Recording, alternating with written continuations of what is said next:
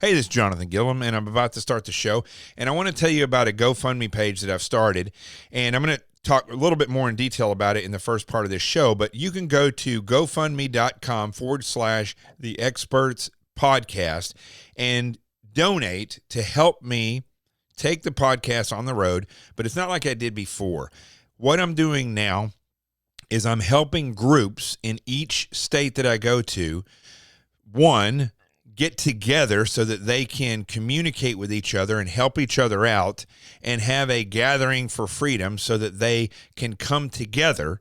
And then as they develop standard operating procedures and working together, supporting each other, also share those standard operating procedures with groups in other states. And eventually, as I work my way around the country, I can help bring standardization to these groups. Now, again, I'm going to go over this more detail in the show, but you can go to GoFundMe.com/The Experts Podcast. And the reality is it's called the Gather for Freedom or Gathering for Freedom. And it's a part of the Free Territory Alliance that I started pretty recently. You can go to FTANation.com and you can take an oath to support and defend the Constitution against all enemies, foreign and domestic, and partake in actually standing together. There's a lot of people involved, a lot of groups that are coming on board with this. And I think if you take a look at what we're doing, you will be pleased to be a part of it. Let's start the show. The truth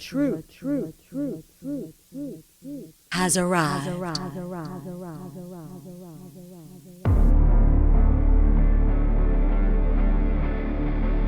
My name is Jonathan Gilliam, and this is The Experts.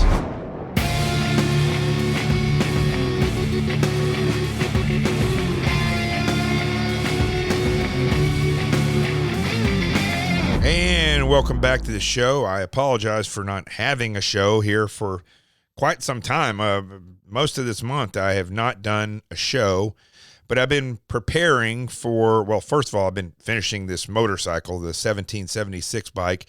If you haven't seen it, go on my social media, check it out, and you'll see what I basically did an apprenticeship to learn how to bend metal over 2 months and built the fender and shaped the sissy bar. I don't do any welding, so I haven't learned how to do that yet. That's one thing I still have to learn, but this bike it's pretty incredible. And the story behind the bike was I saw it in a warehouse, and it had been sitting there for 4 years after a guy laid it over in a parking lot on the left side, and so it had a little bit of damage to it, but the frame was straight and the engine was still good, and 1134 cc 80 cubic inch shovel head Harley Davidson engine and 6-speed transmission. It's amazing.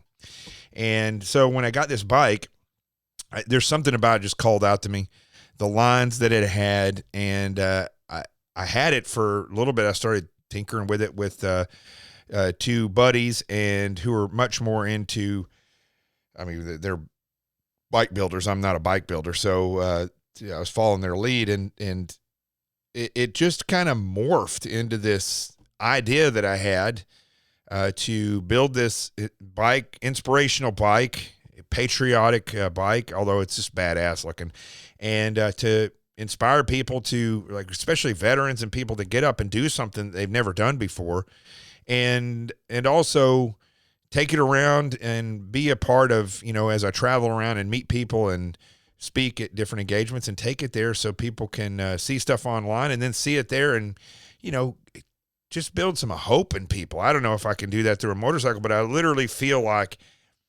God wanted me to build that bike, so I did. And interestingly enough, as I built the bike, I continued to come up with an idea. It kind of inspired an idea in me, which is to get back out on the road, except this time, which I've talked about this on this show before.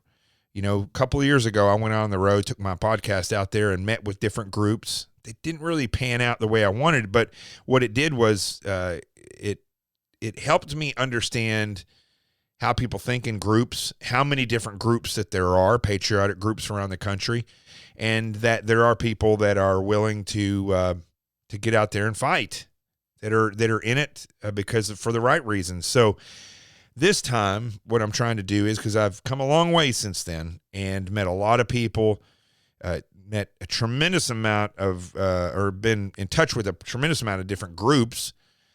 And because out of all this stuff that's happened recently, a lot of groups have sprung up. Voices for Seniors, which has to do with elderly people that have been killed because of Cuomo's terrible mandate. A lot of it has to do with Cuomo out here on Long Island, people whose kids, children, kindergartners or preschoolers that are being mandated to wear masks with no scientific reasoning for that whatsoever. And so I came up with this idea. Well, I've been floating this idea, and finally I was like, you know what? We don't need to have rallies. We need to have a gathering for freedom. We need to have gatherings all over the country. And so I met with some different groups here on Long Island and talked to them. And it's interesting because some of those groups had already had the idea of let's get in contact with some other groups. And so some of them have done that. And it's really been a force multiplier for whatever cause they have, and also just in standing against the left. So I'm going to this Sunday at the Dennison Building in Hauppauge, New York. We've put together a tremendous event, and it's going to have 13 different groups. There's actually more groups, but we had already done the flyer and stuff. So there's other groups that are going to come out there. Andrew Giuliani is going to be there, which I tell you, I interviewed him a couple episodes ago. I'm really impressed by the guy. Then there's going to be other legislators and different people out there, but there's not going to be a bunch of speeches. It's not going to be, a day long of speeches from people that you'll never see again. It's not going to be people coming there so that they can talk about how much they love Trump and that Trump will be president again, or that, everything is bad in the world. This is a gathering so that people that are in a position to change things, legislators, politicians, they can meet with people, and then different groups can come out there and bring booths, tables, and set up and get not only people from other groups to see what they're doing and vice versa, but also people that come out there because they like to rally and they are patriots can now see all these groups and can, if they want, make contact with them and start to be a part of it. So this is a gathering for freedom. This is what I had intended to do, and just so happened that other people had the same idea here. And so I'm going to kick off this tour on Sunday here in New York, and then I still have a little bit of stuff to do. I got to get the van ready for the road, and then I'm going to kick it off and get out there and make these contacts before I leave. Hopefully, it'll expand as I go, but I've already gotten certain groups. Arizona's big. I got lots of people out in Arizona with groups that want me to come out there, and so they can all meet together. I'm talking to people in Colorado, talking to people in New Mexico, in Florida, of course. And so if you listen to this show and you know of a group or you know of groups in your state, then write me, jonathan@jonathantgilliam.com, or you can go on any of the social media and look me up and direct message me and tell me what you got. And then I'll get back with you, and then we'll try to coordinate these groups so I can come there and basically be the host or the MC of the event, and we can do the same thing that we're going to do here on Long Island this Sunday. I think this is the beginning of the plan that everybody talks about, how we need to do this, we need to do that, and nobody really does anything. What do? That's what the rest of the people say. I came up with a plan of different things to do. This, being a part of ConnectZing, to tell you the truth, if you haven't checked out ConnectZing.com, also there's an app on Android and Apple, ConnectZing. It's a social media platform like Facebook. But it's just a beginning. ConnectZing is the beginning of the ConnectZing world. And so this is going to get unveiled as we go along and as it grows, and it's going to be an ecosystem, not just one platform. So this is going to be something that was the first part of the idea. Get to the point where we have other social media platforms away from the leftist platforms. Although ConnectZing, we want the same people on Twitter, leftists and conservatives, we want them on ConnectZing, and same thing with Facebook. We want to take those people away. We would rather have them arguing in a social media platform where there is no concern quite frankly, that they're going to be censored. I mean, if somebody's a bully or they're a troll, they may get put in time out, but overall, your opinion is your opinion. And we're going to allow that. Drago, who I've had on this show before, it was a Polish citizen who spent 3 years in a gulag for having a typewriter and helping print stuff about freedom and stuff. And he came here in the United States, became a U.S. citizen, and then became a SEAL and served for 20 years, then a computer programmer. And he's married to an incredible woman, Rachel, who is an Air Force Academy graduate. So we've all gotten together and manifested this. And then at the same time, another part of the plan is to get all these groups and all these people around the country on one page so that they can understand, what they actually can do. How do they go forward? How do they protest properly? How do they rally properly? How do they organize for events and stand against leftists and stand for the right people that should be in office? This is something that as I go group to group and place to place, I'll be able to pick up on standards that work and share those. And pretty soon we'll have groups all over the country sharing the same standards of operation, the same tactics, techniques, and procedures. That's the goal. The other part of this is to really, quite frankly, mutiny the Republican Party and turn it into the party of the Constitution. Because right now, as I've said over and over, the Republican Party is the party of elections. That's it. Look at politics like this. There's two parties. The Republican Party is like the recruitment depots in the military, right? You have all these little recruitment centers all over the country. That's what the Republican Party does. They just recruit candidates. They don't really do anything else. On the other hand, the Democrat Party is literally like the Pentagon. They are a war-fighting machine. They have propaganda. They have ground units. They have executives that run the whole show. They have money, big money donors. They've got it all. The Republican Party, they don't do any of that stuff. And the people have nowhere to turn and no guidance. And so that's the whole part of this plan, this process. And this isn't all what the show's about today, but I felt it is important to tell you what I've been doing and why I took time off from this podcast. I mean, the other thing was, to be quite honest with you, the news is the same every day. And it's there's unique things that happen, but the reality is it's just crumbling. And the news is so full of crap that I had to take a step away from it for a period of time. And this podcast, I would do this at night, and it manifests this energy that was, I would sit here at the end of it, or the beginning of it, before I even did it, after doing this research, and just look at it, and I'm just, it's very heart-wrenching to see what's happening in this nation, quite frankly. Very heart-wrenching. So I took some time off. Now I'm back. And although I may not still have a show every single day, I'll be doing more of these than I have been for the past 2 months. Now, what we're going to talk about today, I've been very frustrated. As I just said there, these things are heart-wrenching. I've been dealing with, I didn't talk about this, or I haven't done a podcast since this happened. I did put it out on social media. About 2 weeks ago, I was at a kind of a spontaneous rally that they had at News 12 out here on Long Island because they knew it'd get press. And it was because of the Cuomo mandate with these young children having to wear masks. And again, there's no scientific evidence that COVID is affecting children. One or two here or there, and usually they have certain illnesses already or issues. But overall, it does not really affect them at all.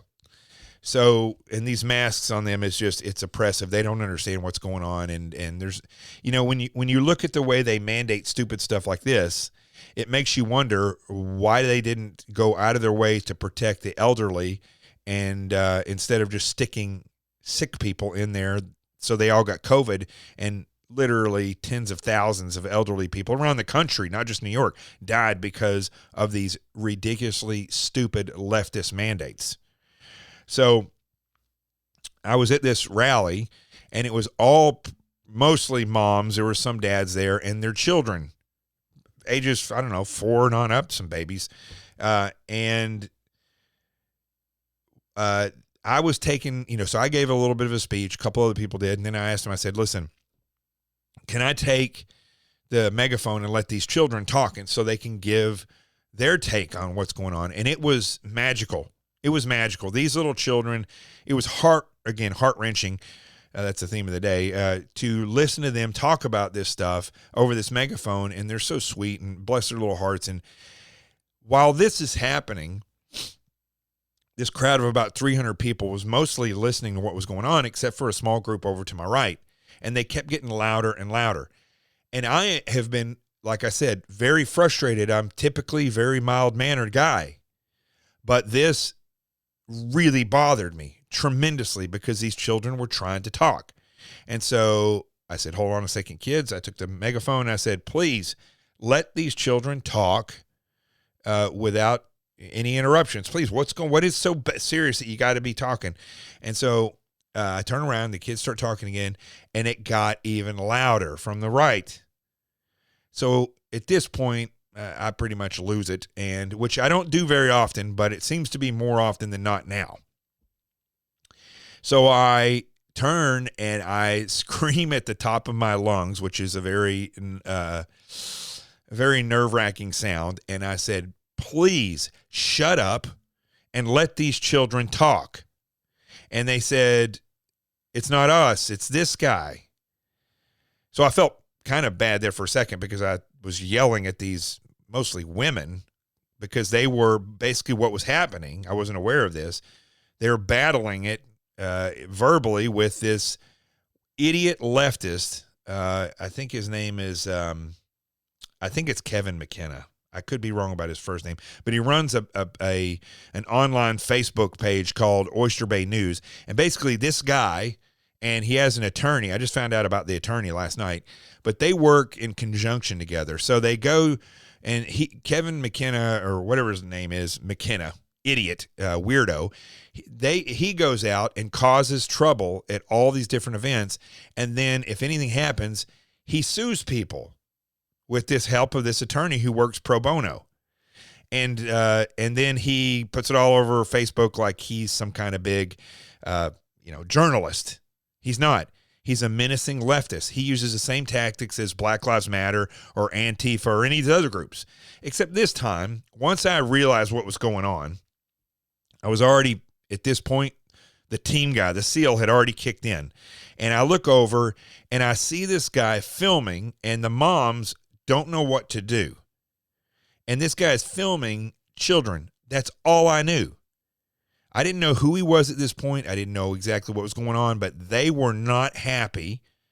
And this guy is filming them and the children. Now, folks, you got to realize, I used to run the special events for the FBI in New York, right? Every major event in New York, I was a liaison to that event. I did the operations orders. I did the site surveys before the event for the FBI, and then would put all that together for the assistant director in charge of the New York office. And then they would basically divvy out responsibilities and so on and so forth. And then when the event was going on, I was the guy there, right? Not only that, I used to be an attacker. I was also an air marshal where I was sitting on a plane looking for these types of behaviors. I wrote a book, which I talked about at the beginning of the show, called Sheep No More, The Art of Awareness and Attack Survival. You can't get much more experience in threat assessments and understanding what a threat actually is and the behavior than what I have. And certainly these police officers, one of them who had no time on at all, felt as though they knew more than I did about what a threat is. And so basically what happened was I finally lost it, and I went up to the guy and I said, okay, since you want to be so loud, why don't you tell us, and I put the megaphone up there. I said, why don't you tell everybody what you think about all this? And as soon as he tried to say something, I said, we're not interested in what you have to say. Now, I did that to stop his forward movement, and that worked, but then he stepped forward to me and said, well, what's your name? And as soon as he did that, I realized what this was, that he was pressing in closer and closer. So I grabbed his phone and pushed him backwards with my shoulder to stop his forward movement. This isn't free speech, what this guy was doing. This is called menacing. It's called harassment. It's not protected by the First Amendment. That is bullshit. What legislators and politicians and judges have turned the First Amendment into, it does not protect you or anyone else going out and menacing, threatening, and harassing people who are exerting their First Amendment rights. That's not what that's for. But you know what it is? These police officers are such wimps, and they cave to this because they don't want to be sued. They don't want to lose their pension. They don't want to do what's right, right? Everybody gets in the job, and then they compromise the very oath that they took, which was to support and defend the Constitution against all enemies, foreign and domestic. At that point, he's no better, or he's no less of a threat to my rights than a drug dealer who's holding a gun in my face. But they won't do anything about it. In fact, they all knew who he was, I find out. And they pulled him to the side because he has all this recorded. They're talking to him by his name. Then they come over to me and they basically say, I'm not free to leave. And they eventually, after going back and forth with him, and I'm trying to explain this to one little fat turd and this other young guy, while the other cops just kind of stand there. And the young guy's got glasses. I think he thinks he's like Tom Cruise or something.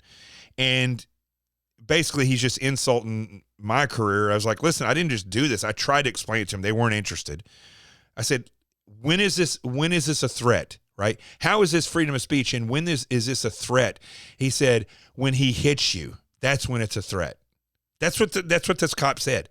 They were going to arrest me for theft of his phone and for assault. The guy, the little chubby fat guy who probably couldn't run more than 10 feet, came back and said, all right, he says he's not going to press charges if you'll apologize to him. I said, oh, Lordy, this is pressing me to the very edge. And I said, all right, I'll apologize. And he said, but you have to do it on camera. And I looked at the cop. I'm like, what? I mean, literally, folks, I almost turned around and just put my hands behind my back. It was that close. A lot of people out there say they would have put their hands behind their back or whatever, but it was a tough decision. But I got other battles to fight. So I went over there, and first thing I said to him was that he's a weirdo. I said, you're a weirdo. And they're like, oh, okay, hold on. You know, you're going to apologize. I said, okay, the guy's got the phone in my face. I said these exact words. I'm sorry I violated the law when I grabbed your hand. That's all I said. And the cop's like, and then he said something else. The McKenna guy said something. He said, well, you stole my phone. I said, no, I didn't steal your phone. I confiscated your phone because you were filming children. And the cop said, okay, you apologized. And I just walked off and left. This weirdo then took the video, chopped it up, which is what a common tactic of what they do, chopped it up and took all the stupid stuff that he did out of it and then put that video, of course, up online. I knew he was going to do that. He also attacked the cops, and they deserve it, quite frankly. Not from my perspective, but he tried to spin it even further to make it so he could get news. The guy is basically a slimy weirdo that was filming children. And according to Nassau County Police on Long Island, that's okay. That's protected because these people had their children in public. And that is a misinterpretation of the law to begin with, that all these people think that you can just go around now because phones give you the freedom of speech to do whatever you want. Listen, if you go up to a kindergarten or a playground or something like that, and you just start filming kids every day, I can guarantee you're going to eventually get locked up. That's not protected, right? I don't care what anybody says. The First Amendment does not protect that, because that is menacing as well, just like this. But because people misinterpret the law, or because they're leftist, that's what this world has come to. So that was one of the first things that happened that, besides the fact of the way the craziness has just occurred since Biden got in office. My frustration levels have gone through the roof. Then I hear over the past couple of weeks, we've been hearing, actually past couple of months, the CIA recruitment videos. You got the DOD or the Army recruitment cartoon. And then you have, the idiot Secretary of Defense who is just a total leftist. And now this weirdo general who is the chairman of the Joint Chiefs of Staff, General Milley, Milley. This guy goes in front of Congress and starts talking about how much he supports critical race theory and talking about white rage. And again, another one of these weirdos, just like Christopher Wray, who's head of the FBI, making it look like January 6th was this all unholy insurrection thing caused by white rage. This what this guy literally is saying, that it's white rage, what happened on January 6th. And he says, which we talk about here in a minute because I have Scott Euhlinger on, he talks about how he wants to get to the bottom of what happened on January 6th in the Capitol building. Well, first of all, General Milley, that's not your job, okay? Your job is not to investigate what happened at the Capitol building. That would be the FBI or the Capitol Police, not the DOD. So he's an idiot already to begin with by saying that. But when you compare that to what Christopher Wray said, this is very important, okay? If you take anything out of this podcast today, this is one of the things I want you to take out of this, is that when Christopher Wray gets up and spews statistics, they're usually skewed. Mueller and Comey used to talk about how there's 1,000 terrorism investigations at any given time throughout the year. The reality is, out of the 1,000, only maybe half a dozen are actually significant.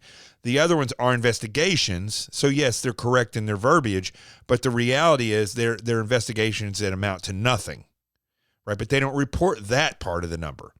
What's happening now is Christopher Wray is reporting that the increase in domestic extremist attacks or investigations has gone through the roof. I don't remember how many. It was like, I don't know, 1,000% or 500%, something like that.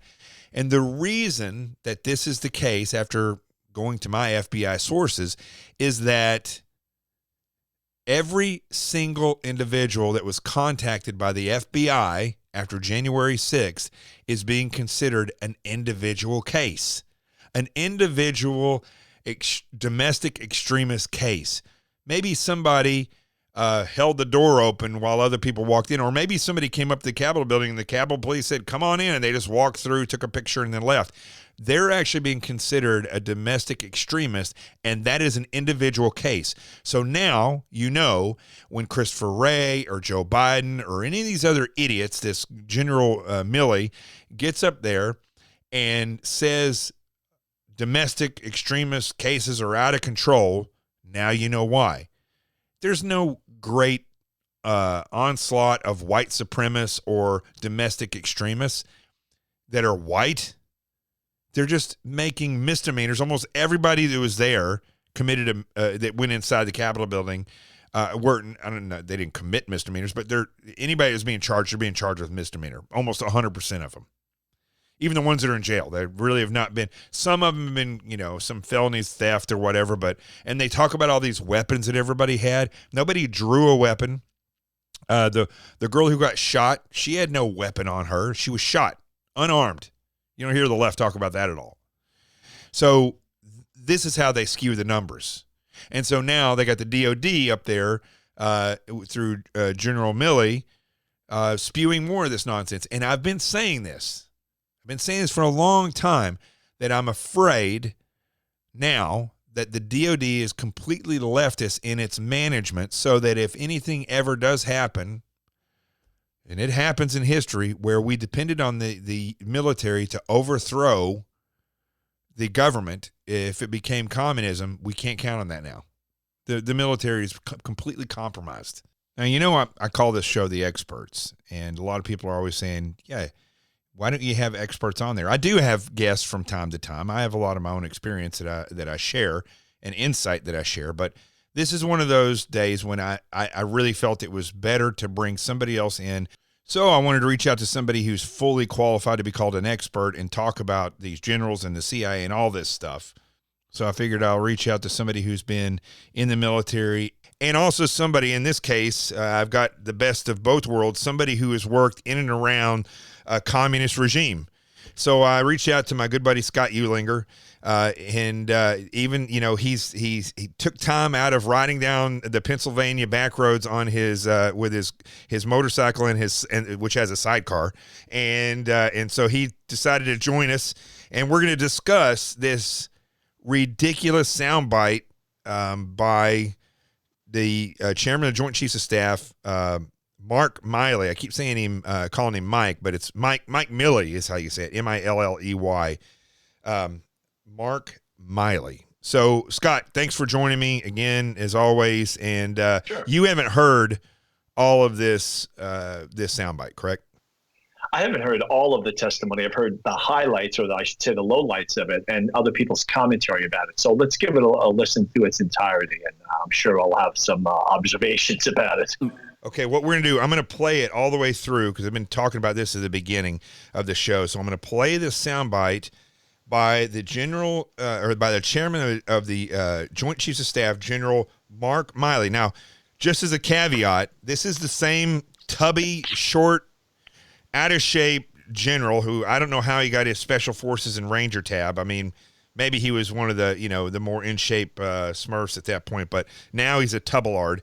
And he's the same guy that followed President Trump from the White House over to that church, and they made all that stink about it. And he, you know, he thinks he's a legend in his own mind. He thought that it raised a big ruckus in society, and everybody was debating on whether or not he should have been there. And it really was, nobody cared except for the left stream media who hated Trump. So he's the same guy who said that it was his duty not to get involved in political matters as the chairman of Joint Chiefs of Staff. But here he is talking about white rage and how he wants to find out why the January 6th riot, or whatever you want to call it, occurred. So let me play this here.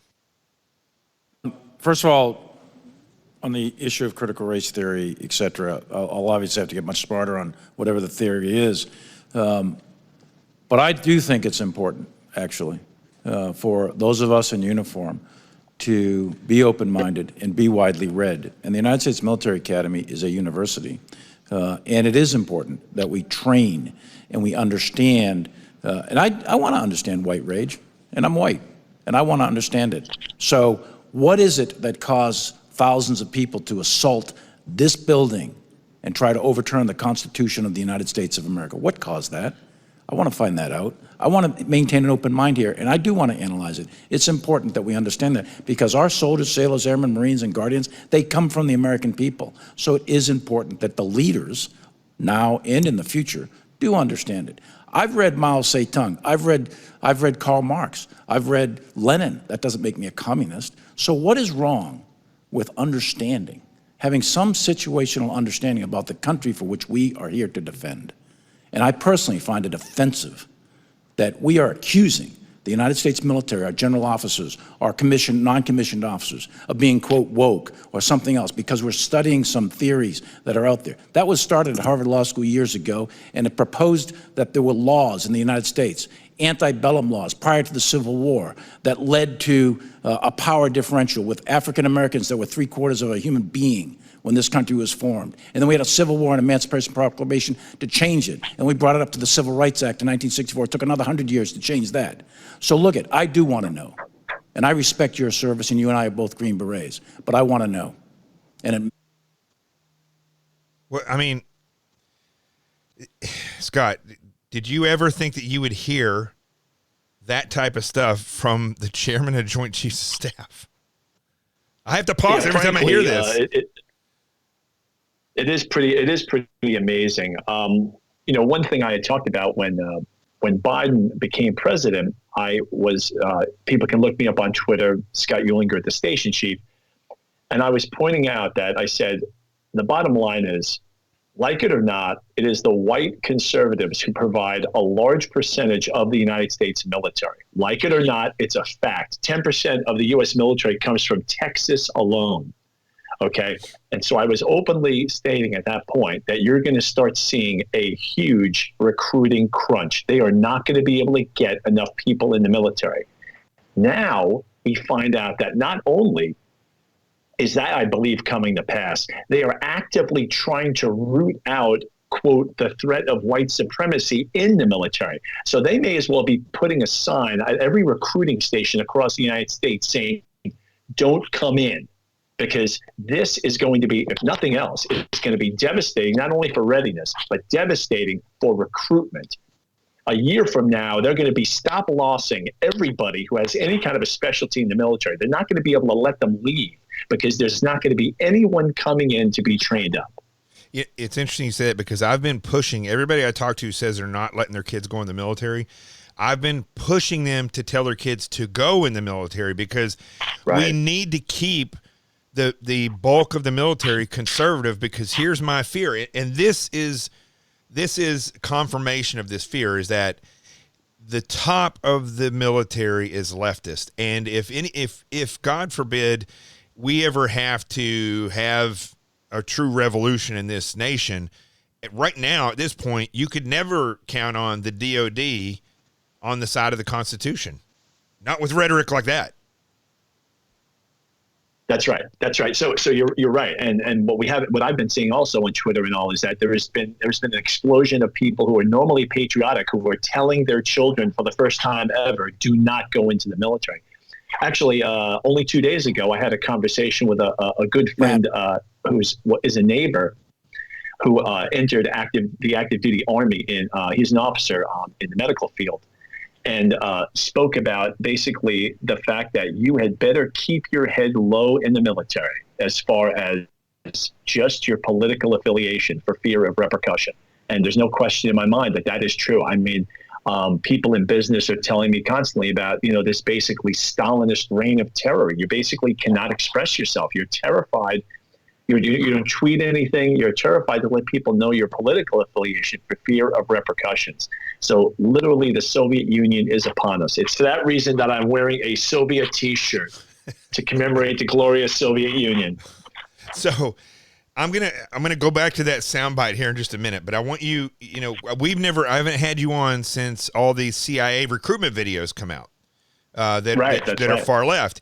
And so I think it's important to go back and just listen to a few seconds of these different videos. I'll play one, if the DOD, if I can pull it up, and we'll listen to that. And then we're going to go back to General Kelly. And I think then it'll start to make sense. So let me just play this. This is a CIA recruitment video that had their Latina female on it. And so let's just play this real quick. When I was 17, I quoted Zora Neale Hurston's How It Feels to Be Colored Me in my college application essay. The line that spoke to me stated simply, I am not tragically colored. There is no sorrow dammed up in my soul nor lurking behind my eyes. I do not mind at all. At 17... Okay. First of all, Scott, when you were, I went through a lot of the process that you went through to get hired with the agency. And it's a very rigorous, the polygraph, I was there for 2 days on this ridiculous polygraph, and they're very stringent in who they pick. They want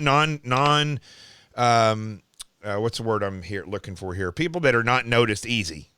They're not looking for flashy people with a cause. They want people that are not going to be noticed by the general public. And when you heard that, I mean, can you believe that's the same agency that you were recruited by? No, I cannot actually. And all of the things we've been seeing, I've done a lot of comments in the media on those CIA recruitment videos. I really stop and think sometimes because I really don't have any friends in the CIA now with whom I talk. I just don't. The question is really, do we actually collect intelligence anymore? Is that something that we do or not? Because it seems like everyone is so busy identifying themselves as some sort of strange sexual thing or ethnicity. We're too busy rewriting our training programs to actually worry about sitting down with the Iranian and recruiting him, sitting down with the North Korean and recruiting him. Right. Another point I'll bring up about this, and this is something that maybe you haven't heard before, but as an intelligence officer, it's a certainty, is that these people who, by the way, defectors and people who volunteer to the CIA are often the most valuable ones. I did a lot of recruitments. However, the most valuable work I did for the CIA, which I can't even hint about, were volunteers, people who came forward from very significant countries and offered very significant intelligence. Right. But my point is, these people watch what goes on in America, and they watch things like this. Maybe they even visit the CIA website. What kind of image are we putting out to the world? A Russian says, wait a minute, I really don't like Putin, but these people are not serious anymore. I'm not going to stick my neck out and maybe get killed because I am dealing with somebody who was recruited on the basis of their ethnicity and not their competence. So another thing you're going to see, we talked about recruitment numbers. I'm sure that I would never be able to verify this, but I'm sure in the last 5 years, you are seeing the amount of foreign recruitments, sources of foreign intelligence is taking a nosedive. This is not only because you have fewer competent officers out there, but also because there are more foreigners. Never before have more foreigners been less motivated to spy for the CIA because they say, wait a minute, America, by their own admission, is a screwed up country. Right. Why do I want to risk my neck spying for a screwed up country? And so they don't. So this is interesting because, of course, you're looking at this from an agent's perspective. And I was looking at this from... I looked at it from an FBI agent who has recruited sources from that direction, but I was looking at this from the fact that how you describe that you can pick sources, or the best sources come from countries and the people that have volunteered to be a source. Right. Volunteers. Right. So that's always the best thing. Most people don't realize that there's basically three kinds of sources, ones that are patriotic or whatever you want to call it in a communist country or whatever, people who want revenge and people who want money. And so what you were pointing out is always the most reliable source is somebody who volunteers to come forward. But what's funny is I was looking at this from the perspective of a recruitment for a source. These people seem like ripe for the picking because they hate America. When you, if right. I'll play right. So you're looking at it from a counterintelligence point of view. Right. And interesting. I didn't look at that immediately, but I'll tell you, but that's readily obvious that you're absolutely correct. These people who have been, and this would go for the military as well, or anyone in the United States, they've been trained by our institutions from grade school on that America is a failed country. That, first of all, America apparently invented slavery. So all that stuff in the Bible about slavery, I guess you could just chuck that because apparently we invented slavery. Right. And so we're taught that our country has inherent problems. More importantly, we're not taught that other countries have equal or greater problems. Usually greater. So they have no perspective. They don't know that, they don't know about year zero in Cambodia. They just know that we had some slaves in 1860. Okay, that was a bad thing. But let's look at what the world looked like in 1860. See, they don't get that. Right. They just hear America bad. That a Russian or a Chinese or a Cuban salivate over that. I mean, I could run with that all day. You would literally, as we've seen, Putin actually throws back progressive talking points. He actually brings up Black Lives Matter. Right. I would absolutely do the same if I was a Russian intelligence officer. I'd be all over these Americans who have a problem with self-loathing. And I would say, your country is screwed up beyond measure. And they would agree with me because that's what they do. And I'd say, you need to help Mother Russia out or China out because that's the future. And you need to give us information.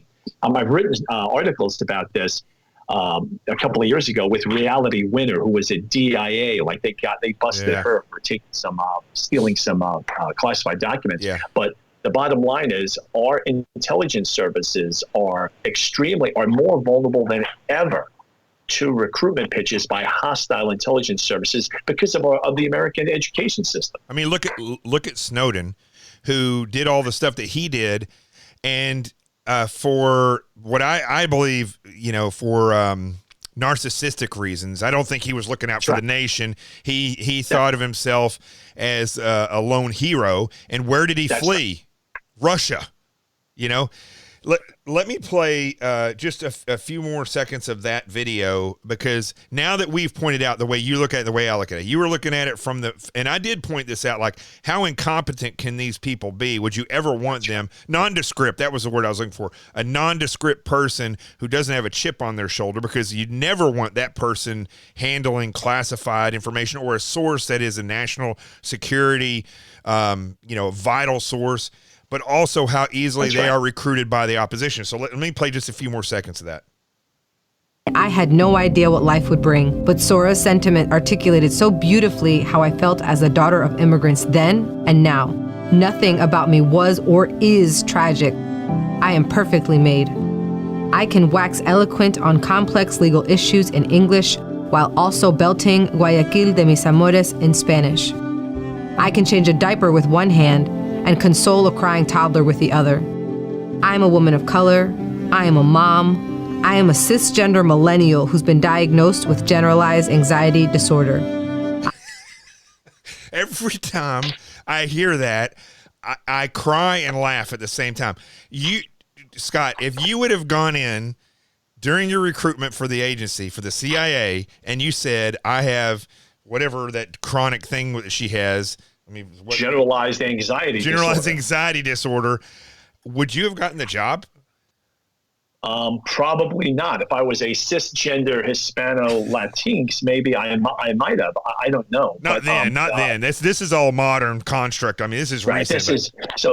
This is some scary stuff. So this is a person who is obviously an analyst. She's not an operations officer, but analysts can be put in some dicey situations. But this idea of a generalized person anxiety disorder, that I would look at that with some alarm if I was going on the field with this person. The other thing is that it's a little bit of methinks she does protest too much. She's bringing up too much of her identity and saying that she's confident. When somebody goes out of their way to repeat over and over that they're confident, you're telling me the exact opposite, in fact. Right. Because confident people don't generally need to express their confidence all the time. So, if this woman is a sign of the modern CIA, then again, our enemies are just laughing at us. Here's the other guy. I believe this guy works in the library at the CIA. But again, what it shows is a pattern of their hiring process that they're involved in. And the bad guy or the enemy of the United States can clearly look at this and say, if these are the types of people that they're recruiting, these are the types of people we have to look for, because they are obviously easy to basically, how would you say it? To when you're going in there and you're trying to ruse one of these people into believing that you are on board with their agenda or their activism, that those are the types of people that you can just automatically say what they want you to say to them so they can believe it. Let me play this guy. Hold on. Sure. I wanted to be a librarian the first time I set foot in a library. I was always a little different, even at that age, and libraries offered a safe, quiet space where I could find tens of thousands of escapes into worlds of fantasy, mystery, and intrigue. Okay, so already he's using leftist lingo about safe space. After finishing college, I entered the workforce as a middle school librarian, where I was able to bring that dream full circle and match my students with the perfect books. Now, I get to experience that same type of fulfillment in a very different way here at CIA. I love my job because I have no idea what type of research question is coming through the door next. It might be as simple as an HR officer needing to clarify a law, or as complex as an analyst needing to help identify something they saw in a video still. There's something incredibly rewarding about knowing you are having a very real impact of potentially global proportions. Now, here's my analysis of this already, is that this guy obviously has the same mental ideology and mental issues because that's what he talks about, and it gets even further if you listen to the video where he's talking more and more about his sexuality and these types of things. from a recruitment standpoint of the enemy, right? Is this guy useful to them? And is the fact that all of these people and the message that the CIA is putting out is that we want people that cling to an ideology or a group of people and feel that they're oppressed, because all these people have the same message. I key in with the LGBTQ community and I'm oppressed. How could a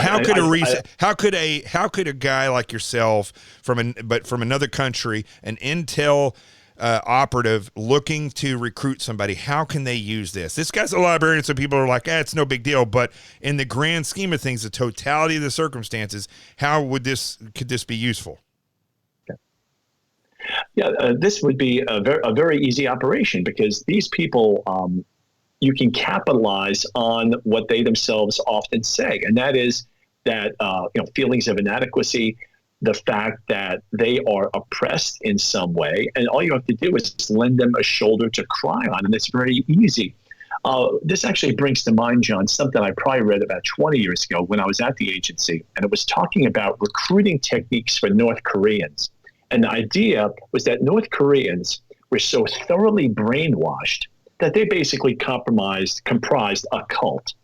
And because they were cult-like in their devotion, it was very easy to at least initially make points with a North Korean. I mean, it would almost get to the point where an American could go up to a North Korean, let's say in 1998, and say, I'm really digging the supreme leader. And he was like, really?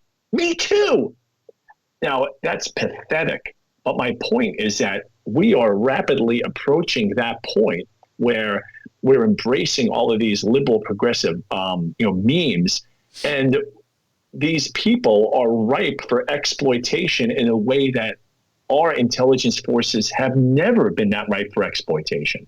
One thing that's also not well known in the history of the OSS, the FBI, or the CIA is the people who were socialists on a nuclear weapons program. The Soviets, the communists, penetrated every aspect of U.S. society in the 1930s and 40s, not just because the FBI was very small and incompetent and under budget, but because there were so many fellow travelers, people who were members of the American Communist Party, people who believed in this great cause. And the Soviets robbed us blind to the extent that we only knew of this damage after the Venona transcripts in 1991 were released. We had book on everybody, on people in every department of the government. I mean, hundreds of people, actually more than even Joe McCarthy, the horrible senator, much greater amount of treason than even he thought, because all of these people were just jumping on board. And it was the easiest thing in the world for the Soviets to recruit these guys. This is like a return to the bad old days. All these people are they're walking targets.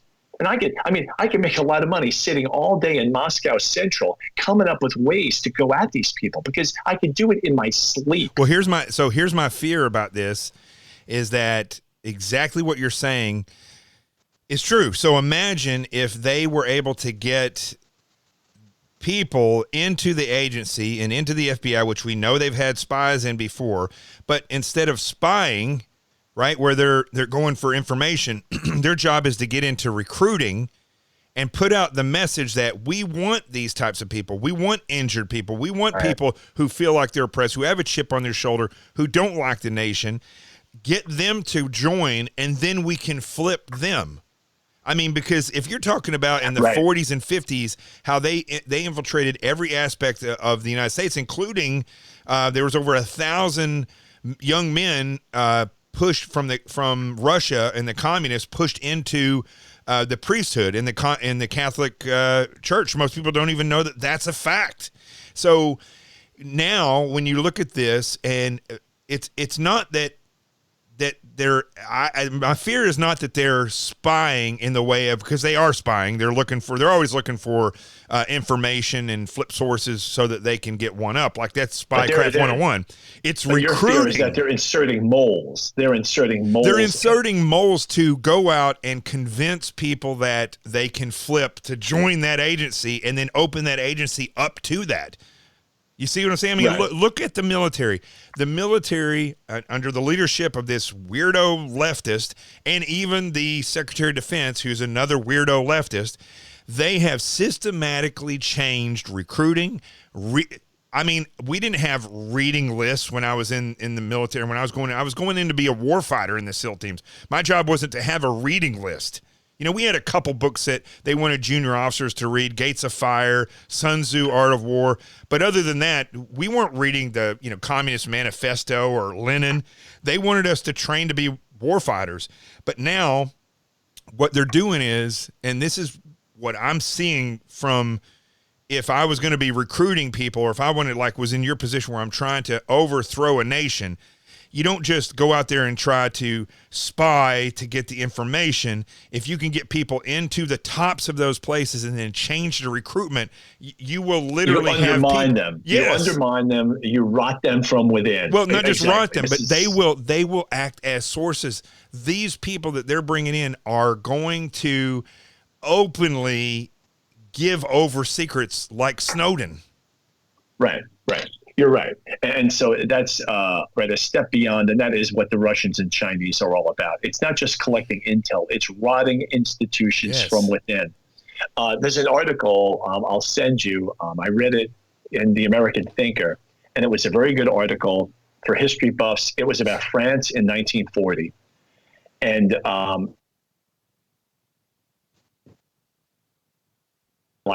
history, you know that. And I read a lot about, I have a book, why Air Forces failed. It pulls out examples of Air Forces that failed in their missions and why, because it's often much more interesting to study failure than it is to study success. Actually, I have one book here. I'll show you. I haven't really read parts of it, but it's called Military Misfortunes. It has France in 1940. It has the Arab Air Forces in 1967, et cetera. And it has the United States, the British in Gallipoli. But anyway, this article really hit, I retweeted it. It's about France in 1940. And the French army, on paper, looked good, as did the French Air Force in 1940. But yet they collapsed in a little more than 6 weeks after the Blitzkrieg crossed into France, whereas France of 1914 lasted 4 years.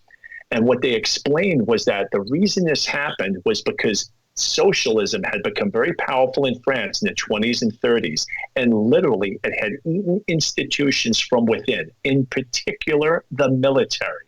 They had a purge of the military in the early 30s. People who were more conservative, more socialists were let into the military, and basically the institution was destroyed from within. The French are no worse war fighters than anyone else. I'm actually kind of a Francophile, but the French do well when they have to. Right. But the bottom line was they felt that the enemy was behind them, not in front of them. And they're like, okay, why should I die fighting the Nazis when these people behind me are making money off of it or whatever? And they finally, they said, that's it. And there were units that fought out till the end, but there were other units that collapsed, or they collapsed because of logistics, because there was huge amounts of sabotage going on in French aviation factories. So when the aircraft were delivered to the squadrons, they weren't flyable because socialists were literally sabotaging the aircraft in the factory. They had huge labor strikes in the late 30s in the aviation industry. And this is what doomed the French Army and Air Force in 1940, before they even fought. As Sun Tzu would say, the battle is decided before the first shot is fired. Right. And I read that article, and I'm thinking, my God, this is practically where we are right now. Right. The parallels were shocking. I'll send you the article. You can post it or do what you want with it. But I saved it because it made that much of an impression on me. Let's play real quick part of the Army's recruit. Now, we've gone from the Joint Chiefs of Staff, which we're going to go back to that. We played 2 CIA recruitment videos that definitely showed leftist leaning language, and that they're pushing for these people to join, activists to join, people that have a chip on their shoulder, people that are injured. Now let's listen to the Army's recruitment cartoon. And all these things, I've done shows on all these, but now they're all coming together. So here, let's listen to this. This is the story of a soldier who operates your nation's Patriot missile defense systems.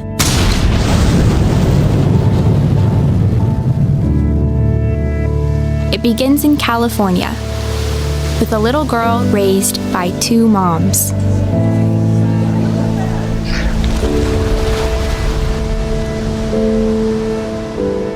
Because that's how we determine all our soldiers, you know, That's whether or right. not they have two Exactly. moms.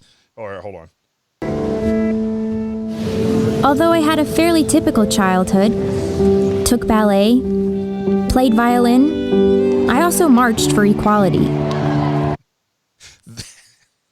That is not typical. Wow. That's not typical of a childhood. That's not typical, right? Yeah. Mom drags you out to the protest, right? No, not typical.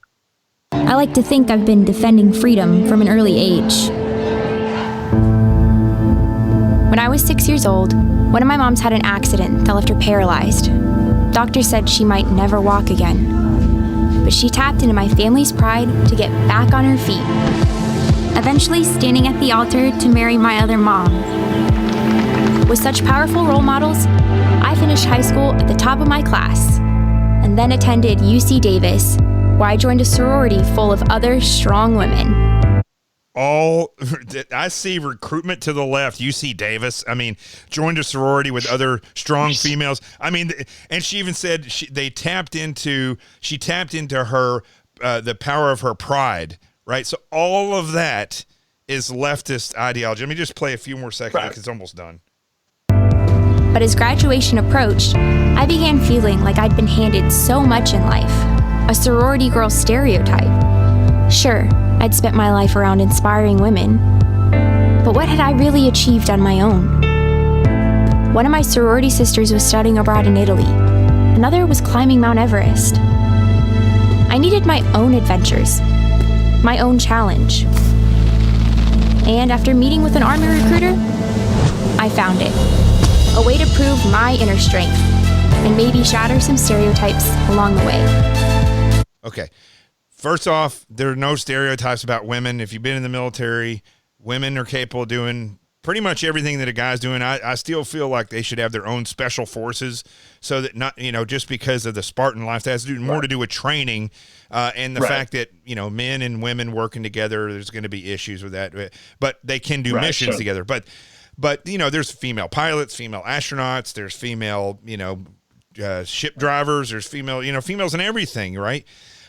There's no stereotypes to break. But the other thing is, if you went through this video, just like the other ones, and you took out the number of me's and I's, there is not one mention in any of these videos about a calling to serve God and country, about the national security of the country. None of these recruitment videos. I've never seen it in any of them. And then when you go back and you listen to this general, and which we're going to do again, and you listen to what he has to say, there's no mention of national security. There's no mention of God and country. There's no mention of service. He's a pissed off leftist. Right. And from a recruitment standpoint, now we're looking at 2 or 3 of the most powerful entities in the United States government. The overall command of military forces, the U.S. Army, and the CIA. And all of them are pushing the message, the reading list, and the ideology of the left. The other thing about it is that it's very, actually, I'm sure that you'll find in hindsight, no one will ever admit this, it's very stupid. And why is that?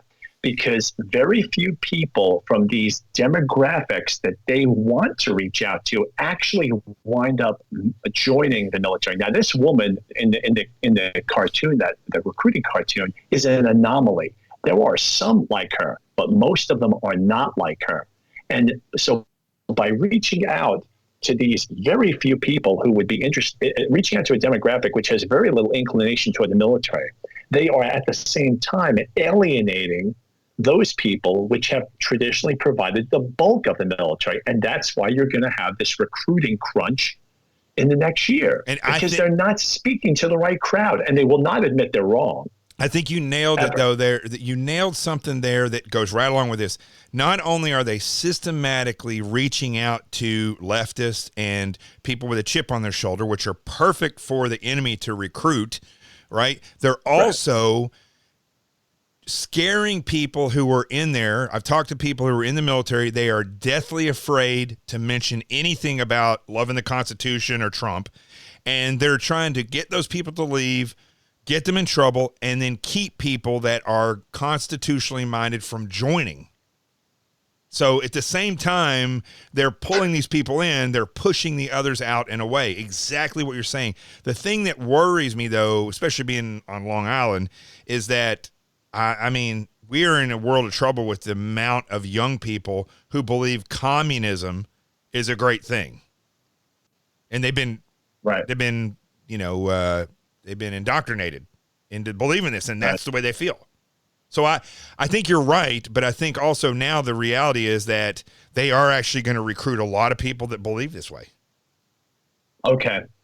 I see what you're saying, because more and more of the kids who can join believe this, so that or that will join.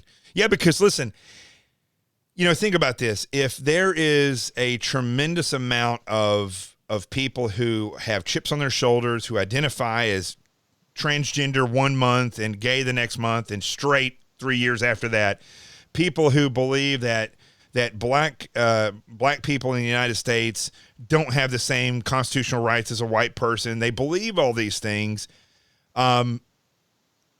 They may still be, especially after seeing what they're seeing now in these recruitment videos and by this general and by Biden, and they may be called to serve the same organization we were called for: service, God, and country, and national security. They're going to be called to go there because now that's, it's the same way that people pick a place to live. They identify with the people there, so they're going to go live there. In this case, they're seeing gay people, transgender, black people who are mad and think they're oppressed, and they're going to go in there, or white people that feel guilty. And so those are the people that are going to feel comfortable going in there. The other people are not. Right. And meanwhile, at the same time, we're seeing literally the exact opposite in China. Chinese military advertising and Chinese indoctrination in schools is emphasizing masterminding the masculinization of Chinese society. Apparently, they think that their society is too feminized, and so now they are lionizing the male and masculinity in their schools. Wow! And so, at the same time as we're going to have a bunch of hoorah Chinese in the military in increasing numbers, we're seeing the U.S. military being pushed to the edge of they're going to be ooh-ah, United States military. Ooh-rah is going to be now a Chinese term, and ooh-ah is going to be the United States military. Dude, I'll tell you, I've known you for several years now, and did we meet before Trump? When did you start being on Newsmax? We met before Trump was president. Okay, that's right. We met before Trump was president. And the world we probably met in about 2015, actually. So the world we live in now, is 180 degrees out from when you and I met. I mean, or the trend has gotten that much worse since. That's right. Yeah. Or a lot of our fears have been realized in the last 5 But or 6 it was years. a fear before. Now it's literally a reality. Have you ever, you could say that, in all your reading and all your experience and being overseas, what is the typical timeline, if there is one, for a nation, let alone the world, because the entire globe is kind of changing the way the United States is. But let's just look at a nation, for instance. What is the typical time for an overthrow or for this burning down from the inside out of a nation? What is typically the timeline throughout history? Okay, well, I guess that's a good question. I mean, if you want to talk about, let's say, communist infiltration of Eastern Europe, then that would have started probably around literally during the war, like 1941, 42. Started, let's say 39, and basically, effectively was done by 49. So that's 10 years. Keep in mind, at the same time, literally, the Soviets were in a battle for survival against the Russians. They lost 22 million dead or more. But at the same time as they are losing unbelievable amounts of people fighting, they were still thinking about the future. They were still training dissidents. They were training Poles to go back into Poland after we've reconquered Poland, and you're our guy now. This is at the same time as they're reeling from the Nazi juggernaut. They were still planning this stuff very methodically, looking 8 or 10 years to the future. And guess what? They accomplished all of it. So that was 10 years. Right, maybe 10 years, maybe a little bit longer. I mean, it just depends. It's a very hard thing to estimate. But, they were financing dissident groups, et cetera, et cetera. But, I guess what you're saying, or what we could both agree on, is that what are we going to look like in 5 years? Right. And the other thing that I wanted to ask you is, can we even imagine what we're going to look like in 5 years? I don't know. But if it follows a trend, which history typically does, it's not going to be good. It's going to be less rights and oppression for all. But here's the question that goes right along with that is, so let's just say 10 years, just as a just kind of a significant number in how long it takes for this to go to full fruition.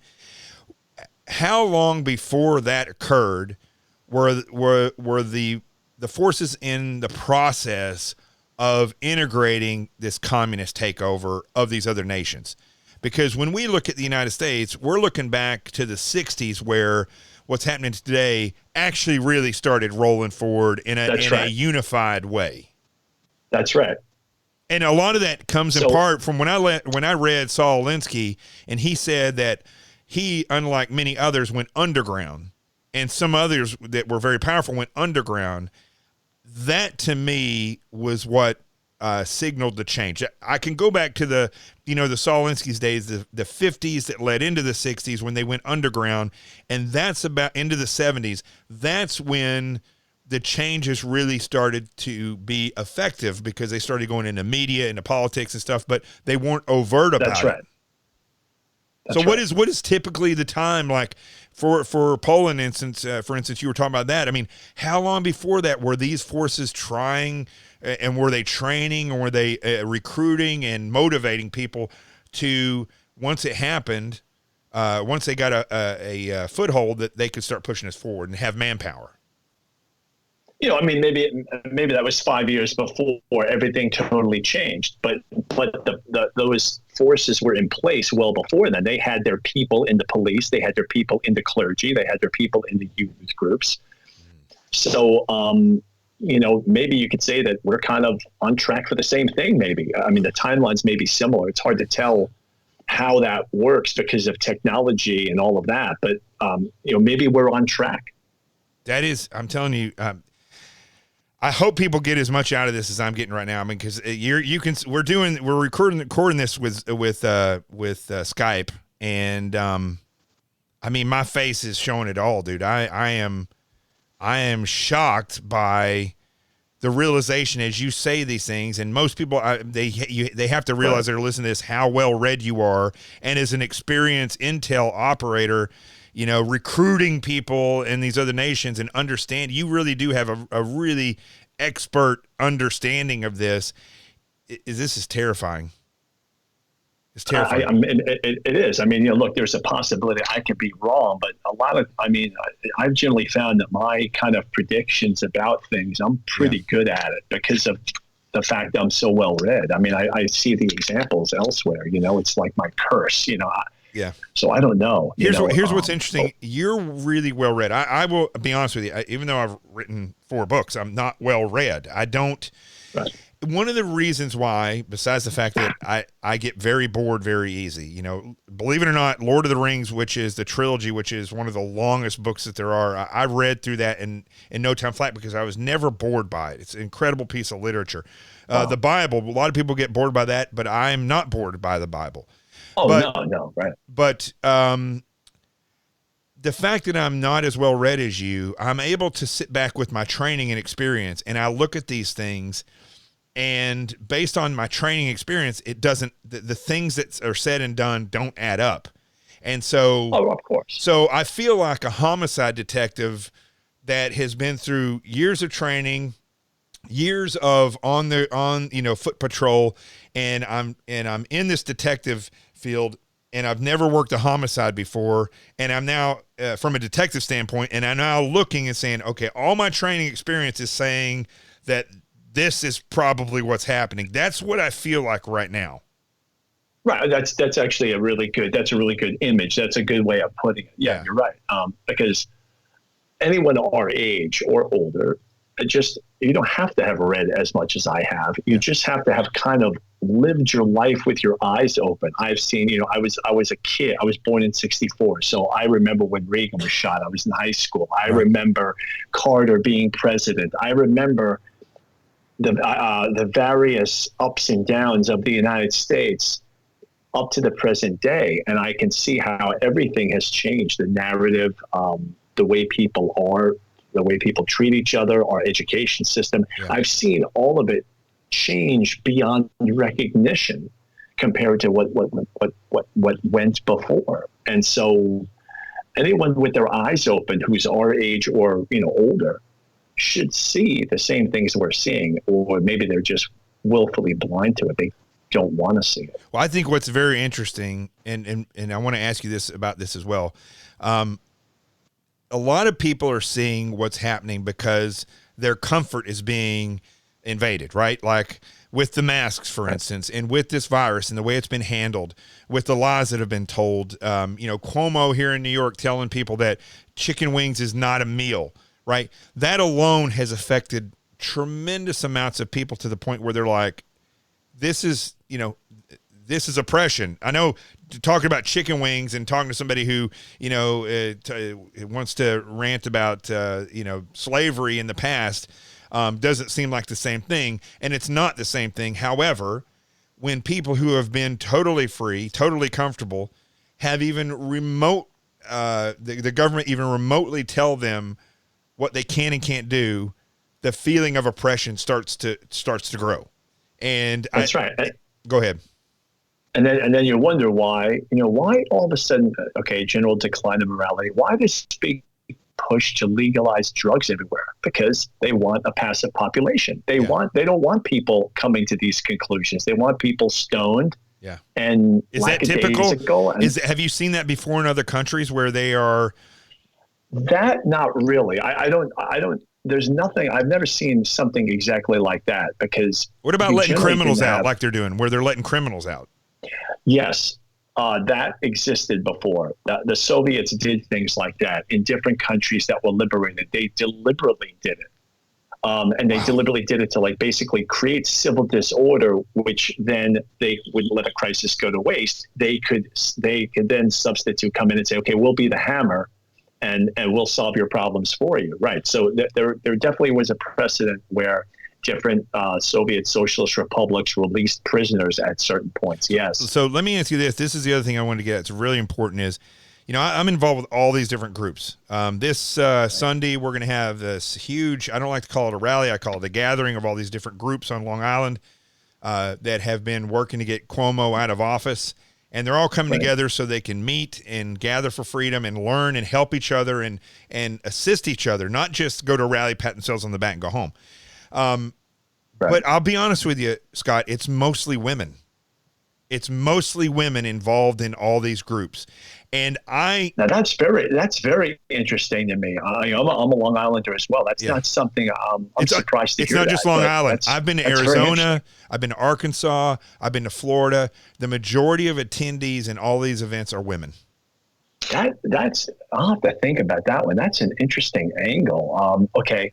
Actually, now that you say that, John, there may be a little bit of a precedent for that. Now, I know historically, women in other countries have always, a lot of times, been the loudest proponents of socialism. Why? Because socialism identifies with a lot of the maternal instincts, at least on a theoretical level. Oh, well, we're going to provide for everyone. No one will go hungry, all of this kind of thing. And we'll share the misery, because that's what it'll be, shared misery. Women have always been on the cutting edge of the socialist revolutions in different countries. Maybe this is the white to the black. That's the black, and the white is that the meaning the positive versus the negative. Maybe the maternal instincts and stuff. They perceive the threat to our liberty maybe I guess the modern generation, maybe more so than the men. Although I'm surprised to hear it. I don't think I don't think that's what it is. In their 40s or younger. No, I would say 30s to, you know, in their 60s. I mean, I've seen all ages, but I think what it is that the men either believe that it's like a pep rally, or they feel like they've done their work for the day and they don't have to go do it, or they don't want to get involved because they don't want to get in trouble. It reminds me of something a female historian told me years ago when I was in the Air Marshals, and we were having this discussion about, this was back in 2002 or 2003. And I was really distraught by the way that at that point how the Iraq and Afghanistan war was going, and I didn't feel like the forces were being used properly, and the rhetoric that was going on, and how Clinton had systematically gotten rid of a lot of warfighters during his tenure as president. And she said that there is a precedence in history that shows when females not dominate, but when the military of a nation is made up of enough females to where if you remove them, the military would not be able to function, that you have seen a signal of the decline of male involvement in the process of that nation.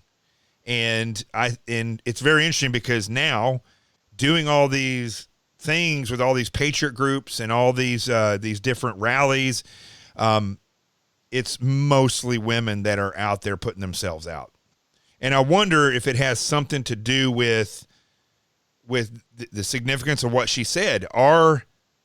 Is our population so devoid of male involvement that it's just a sign of how we are crumbling to the point where we can't hardly sustain this anymore? I mean, some people might think this is sexist for me saying so, but I think that you're onto something there, because, you know, historically it's generally men that are more politically involved. And so if women are taking the forefront, then that maybe says something about the role of the male in the society. So I think you may be onto something there. Yeah. That's not a good, in some ways I find it encouraging because it's something different, but maybe it's not really a good sign. Yeah. I don't think it's encouraging to know that because I come from a home of strong women, so that's encouraging. But I mean, you look at lions. I love lions, and looking at them, it's always the females that are the as a group are the fiercest. The male lion sleeps, walks around, pisses on stuff, and then when it's time to fight, he does the fighting. But it's really the females who do the majority of the warfare when it comes to lions and killing and getting food and stuff. So I feel good to have a nation of strong women, but we do not have a nation of strong men anymore. We just don't. Right. So that signifies something, and that really does worry me. Let's go back real quick, and then I'm going to let you go. Let's go back real quick to what this general was saying. I want to play that one more time, and we'll play part of it. And I want you to, now that we've gone through all this different stuff starting with him, the CIA, the Army, we could go through all of them. We go through the Navy, the Secretary of Defense. The FBI is full of Christopher Wray. I could play sound bites from him all day saying ridiculously stupid stuff about January 6th, making it sound like it was he said something the other day, and I'm going to go over this in the next episode, but he said that the increase of domestic cases, domestic terrorism or extremist cases has gone up. I don't know. I don't remember if it was 1,000%, but it's some ridiculous number. And I talked to some people in the Bureau, and it's because instead of looking at January 6th as one case, they're looking at every single individual that got arrested as an individual extremist case. And most of those, almost 100% of them, were misdemeanors. So let me just play this real quick because I want to point some out, and then I want to get your take on this. I want to understand it. So what is it that caused thousands of people to assault this building and try to overturn the Constitution of the United States of America? What caused that? Okay, so that's all I really need to play of that soundbite because we've gone full circle here, and here's the point. Every single person that I know, idiot or not, that showed up on January 6th did it because, not because Trump told them to, but because they are like a laser focus on the Capitol building as to where the majority of problems in this nation are coming from. Our problems and the disruption and the degradation of this nation are coming from Washington, D.C., and the Capitol building. And that's why they went there, because those people government is broken. And in fact, when you look at Portland and you look at the reason why Antifa and all the leftists around the country are doing what they do is because they feel that government is broken. And I have to say, and I want to get your opinion on this, I feel like everybody feels this way because we don't simply follow the Constitution. It's really that simple. We have this Constitution, we have this set of laws, set of rights, and nobody wants to follow that. They either want to change it or they just simply don't do anything because they're playing politics. Right. I mean, there's no question that you're right, John. I mean, that's absolutely what I think about it. But the sad thing is, like with Milley, I mean, you can't even reason with someone like this. Thousands of people assaulted the Capitol, right? It's the most horrible thing since the British burned Washington in 1814. I mean, it's all lies. The fact that he says thousands of people assaulted the Capitol, the guy has no link with reality. Plus, of course, we needn't get into all the footage that shows that there were Capitol Police who were inviting them in, et cetera. And so it's a mockery. And the fact that this guy is the head of the Joint Chiefs of Staff is absolutely terrifying.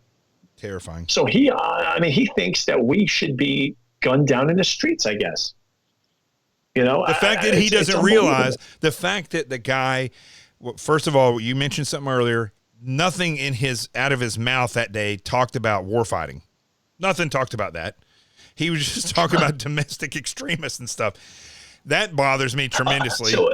Right, exactly. So in other words, what are you saying? Are you saying that the number one security threat to the United States is within? It's basically people like you and I? Or should we be more focused on China or Russia? You're right. So that's scary stuff. Is he setting himself up to be the leader of an armed force whose job is to be putting down domestic dissent, or to deal with America's enemies outside of the territory? Well, what's pretty scary stuff. And what's interesting about that is domestic dissent. Who really is trying to cause domestic dissent? It's the left, the same people that he has an ideology that he shares with. Of course, right, and we've sworn, right, right. So he's going to uphold the basically, America's enemies of the Constitution, foreign and domestic. Well, he's the enemy of the Constitution. Right. It's not us. Right, and I just tweeted that out a little while ago. I think after today, he really is the biggest national security threat that we have. He is the national security threat. I mean, he just showed that he will not fight the true enemy, domestic or otherwise, because the leftists here are in line with the leftists in China, the leftists in Russia. Although I got to be honest with you, Russia doesn't, maybe I'm wrong here. I know Putin was KGB and all this stuff, but Russia doesn't seem like they're out to spread communism anymore. It seems to me like that is just our own thing. We're like involved in that. It almost seems like right now, if communism was to flow over the world like a tidal wave, Russia would actually be the last place that it would be effective. I mean, Russians are not interested in that anymore. I mean, anything coming from the communist world is, of course, China. You know, that's it. You know, China is by far our number one national security threat. And anyone who tells me that Russia is to me, you're in the pay of the Chinese if you think Russia is our number one security threat. Right. It's China, because China has the money that Russia lacks. China can buy our politicians wholesale, and they have. Yeah. China can dominate our institutions, our film industry, our anything industry. And they are by far the greatest threat. And so the more that threat is ignored and the more that people dwell on Russia, the more I'm suspicious of those people's motivations. All right, well, let's leave it there, and then I want to have you on again next week or something, or whenever, and we want to discuss this some more, because that's fine. I think, what I really wanted to hit tonight is the fact that that this open recruitment and this open verbiage at the tops and in the recruiting of these agencies has reached epic proportion to the point where, like we said before, that's who they're reaching at. It's almost as though they're putting out a signal, like a bat signal, but it's a big C for communism or a big L for leftists to, come on in. We're here. Loser, right. Or loser. It's the same thing. All right, brother. Listen, thank you very much. Have a great weekend. Be safe on your motorcycle. And and again, as always, thank you for all that you do for this nation. Okay. Take care, John. You got it, brother. We're all mentally and physically exhausted from being played by the left. I mean, they don't even try to solve anything anymore. They just do whatever they want and push us further to the leftist cliff where we're going to fall off eventually completely, and nobody does anything to stop it. That's why it's so important. It's imperative that you understand the verbiage of weirdos like the chairman of the Joint Chiefs of Staff, General Milley, or Christopher Wray, who's in charge of the FBI. The numbers that these people give you are skewed, and the language that comes out of their mouth, like General Milley saying that it's okay to look at critical race theory, you need to understand this because eventually you're going to have to stand against this. I'm Jonathan Gilliam. This is The Experts. The truth has arrived. Peace. I'm out of here.